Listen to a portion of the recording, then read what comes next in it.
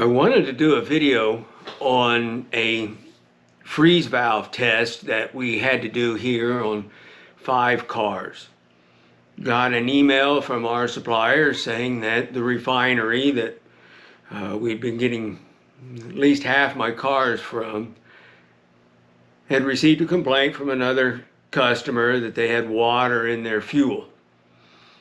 So the refinery suspended delivery of cars to my place for a few days, began testing cars, and then they released 5 to me, saying that they had tested the cars and the cars were not contaminated with water and they were good to go.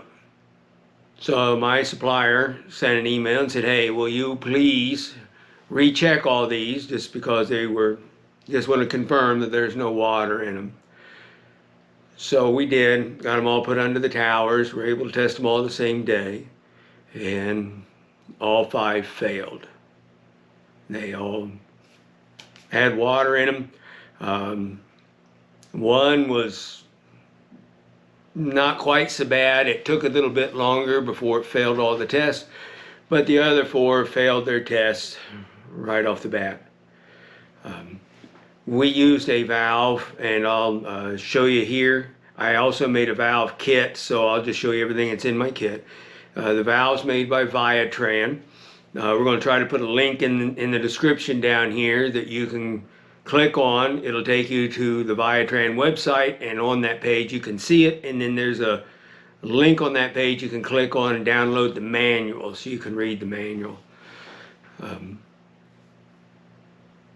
I think that's going to be the only link I'm going to put in. Yeah, it's the only one I see on the email I'm going to put in, I think. There's a couple of videos out there on YouTube some other guys have made of this Propane, and it's a pretty good beginner video. Shows you, how I'm hooking it up and everything. Well, I wanted to create a kit so that my kit could handle whatever variety of cars that come in, because as you know, as you've experienced, your sample line valve is either really close to the pressure plate or it stands up 4 or 5 inches off the pressure plate. It may be in different positions on that pressure plate inside the protective housing, depends on how old the car is and who made it. Also, if for some reason my sample line valve will not work because either the internal parts have failed or the seating disc has failed, you can do the water test by removing the plug from one of the liquid lines and installing a 2-inch by 1/4-inch bushing, and then using that as your connection point, just like you would the sample line valve. So I thought, well, if I ever ran into that, I want to have some flexibility. So I went ahead and created this kit, and I'll show you all the parts in here. Also was required, this also required the necessity of creating a water freeze valve testing policy, explaining the purpose of it, all the steps involved in it, and then how to document the end results. If I can, well, not me, I could never do it, but if my son can create a thing's called a Google Docs, if he can create that, I want to attach that down there, and it's just going to show you a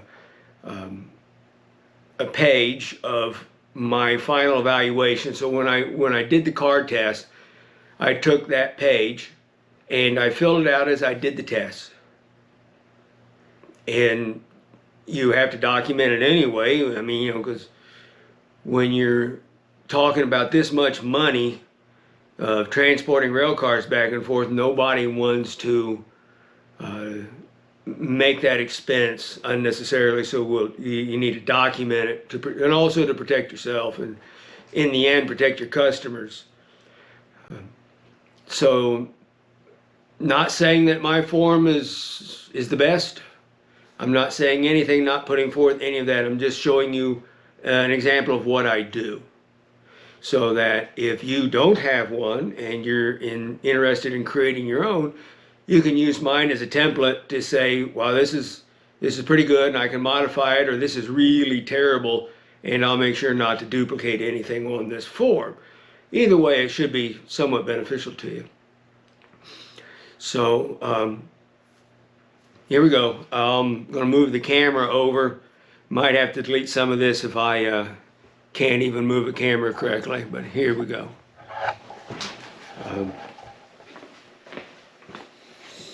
And this is it. This is our valve. It's a Viatran AT1000, and that's the case that it comes in. Here's the actual valve itself. This is just simple POL, left-hand thread connector. This is, well, this is a little set screw, and it takes a 1/8 inch Allen, and so you just keep that in there just for storage, just to keep the any foreign material out of this when not in use. Your handle here, there's only 2 positions, and that's it. And you'll see it in my video when I'm actually testing the cars. So like this product's blowing out through here, and then that's where it restricts it. So that's those 2 things. There's really only 2 ways I know of, or I've ever seen, to hook this up. You can either do it in straight pipe fittings, or I believe if you look at those videos on YouTube, they're using like 3/8 inch swage lock stainless steel to come right up out of the sample line valve, and then they mount this and it's supported by that 3/8 stainless steel tube. Not a bad idea, not a bad way to go. The manual does say that you cannot use rubber hose and you cannot use plastic tubing, so we either have to use pipe or we use stainless steel. Because we're doing, this is just testing, this is not a piping system, this is not a permanent installation. You'll notice my fittings, the bulk of my fittings are all Schedule 40. I got a couple fittings here and here that are Schedule 80 or forged. But for the most part, I just wanted to make this kit out of spare parts I had laying around, because I wanted to make this as useful and usable as possible.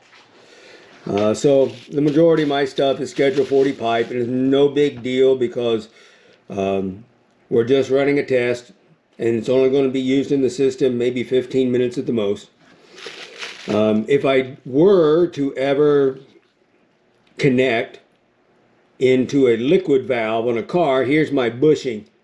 This is my 2-inch to 1/4 inch bushing, and then I just put a little simple little hex nipple in there just to store the hex nipple, really.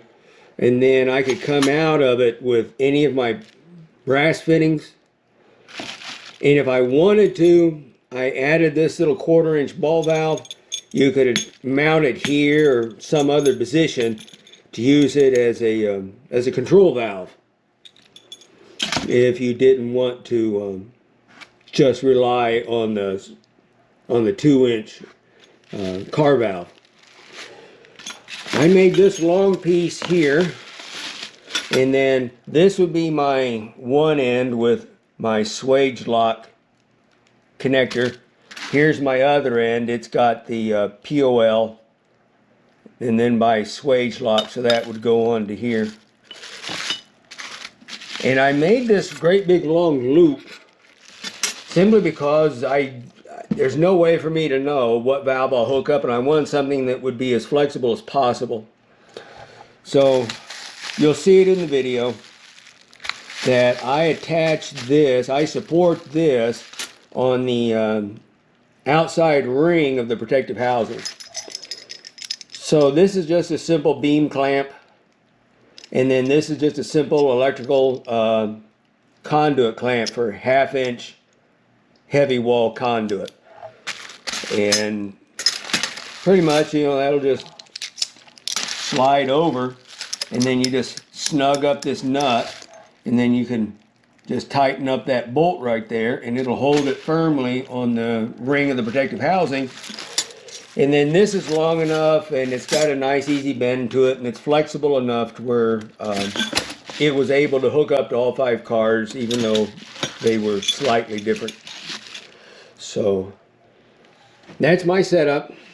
Not saying, like, again, not saying that what I do is the best option out there, but it was the best option I could come up with the parts I had. And since I don't do water valve, water testing on a regular basis, I just wanted something that would be functional and would serve me. So I hope that to some degree or another this has been helpful and informative to you. And if you don't already have this or you're interested in it, you can go look it up.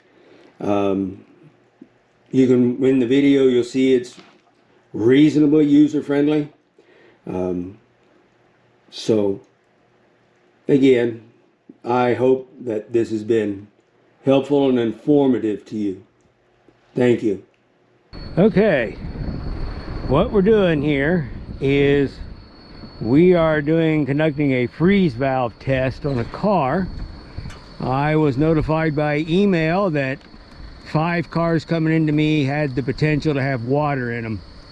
So we got to conduct a freeze valve test. We got to check for water.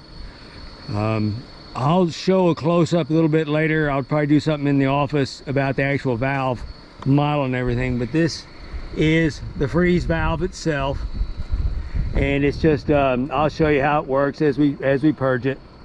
And so what we do is we got a stainless steel swage lock, goes all the way down here to the sample line valve. And so we've already opened up the sample line valve for about 7 seconds to blow it out, make sure we were looking for anything obvious, and we didn't see any foamy, oily mess, like it was a lot of water. So we're going to do the testing out of the sample line valve. If for some reason we couldn't use the sample line valve, we'd use one of the liquid valves, and then we'd put a bushing in here. So this is all, like I said, this is all swage lock. We got it set. I just got a little beam clamp and then a conduit hanger, and that's how I hold this thing in place. I think that's about it to show you here. Now over here I made a kit, and this kit's got all kinds of miscellaneous parts and fittings. Just depends on what I'll need, what I could possibly run into. This will be the 3rd car we've tested today. The first 2 failed. They had water in them, so they had to be sent back to the refinery. We'll watch it. I don't know how much I'll talk it all through here, but we're going to go through all the steps, and all the steps follow exactly what the manual for this freeze valve has laid out.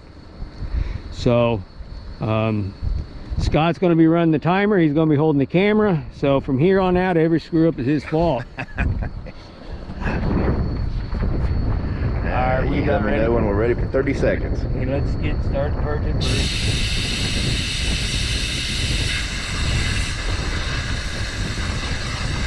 Alright, start your timer.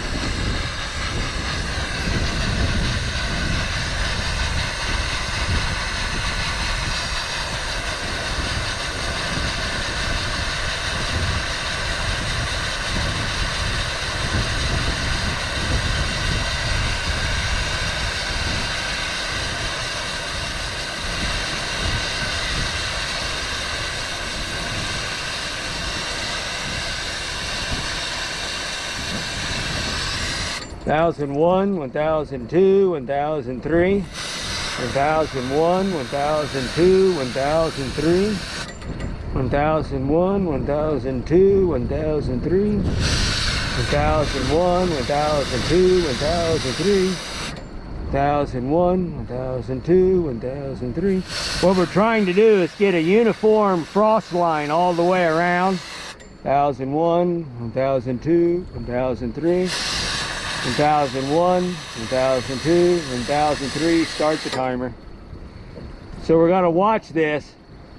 If it keeps bubbling for 90 seconds, we're going to be in good shape. But if this thing stops bubbling in less than 60 seconds, that's a bad sign. That's a bad sign. 1453. Okay, wipe it down. We're gonna purge it again for 30 seconds.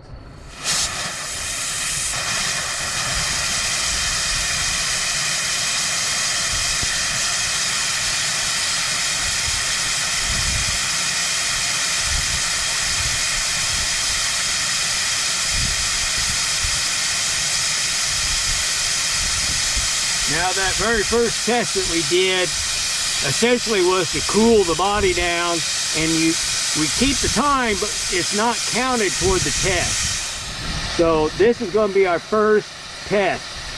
So we'll do it 3 times at a minimum. 30 up. 1001, 1002, 1003, 1001, 1002, 1003, 1001, 1002, 1003, 1001, 1002, 1003, 1001, 1002, 1003, 1001, 1002, 1003. Start your timer.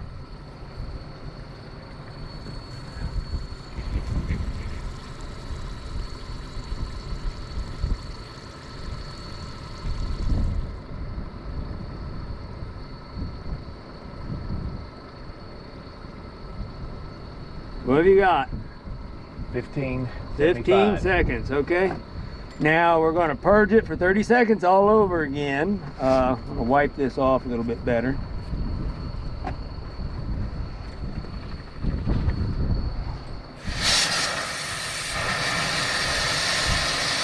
That was our second test? All right.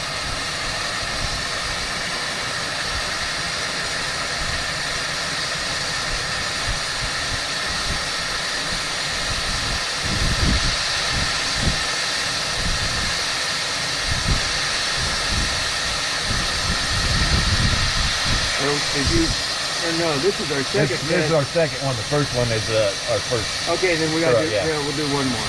And 30. 1001, 1002, 1003, 1001, 1002, 1003, 1001, 1002, 1003, 1001,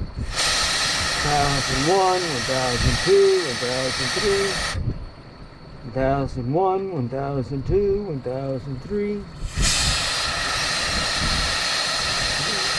Now start your timer. Well, that's pretty weak. What have you got?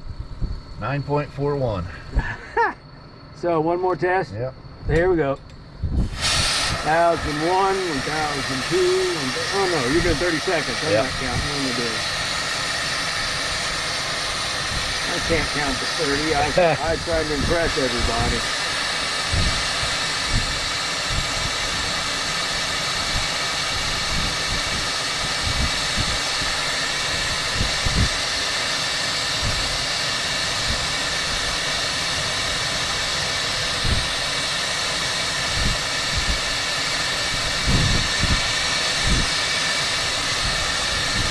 Thirty.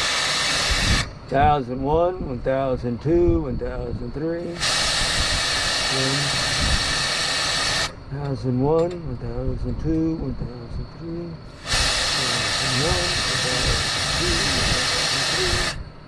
1001, 1002, 1003,